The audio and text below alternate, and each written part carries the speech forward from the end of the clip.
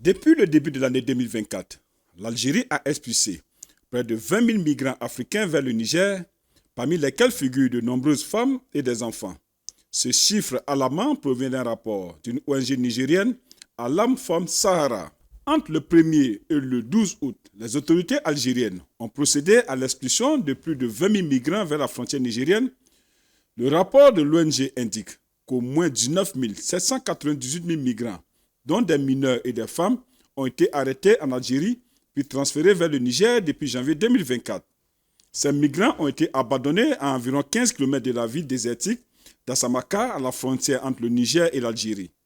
Ils auraient été hébergés dans les centres de transit de l'Organisation internationale pour la migration, OIM, avant d'être envoyés dans d'autres centres à Alit ou Agadez.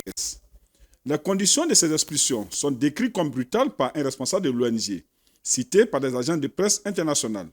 Alam Fom Sahara, qui se présente comme une organisation de secours aux migrants dans le désert entre l'Algérie et le Niger, affirme avoir recueilli des témoignages d'abus, de violences et de confiscation des biens des migrants par les forces algériennes. En avril dernier, les autorités nigériennes avaient convoqué l'ambassadeur d'Algérie à Niamey pour protester contre le caractère violent des opérations de rapatriement de migrants. En réponse, Alger avait convoqué l'ambassadeur nigérienne, qualifiant les accusations de Niamey de sans fondement.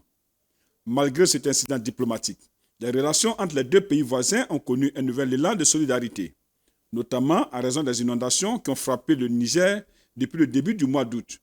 Le 19 août dernier, l'Algérie a envoyé 4 avions chargés d'aide alimentaire et médicale vers le Niger.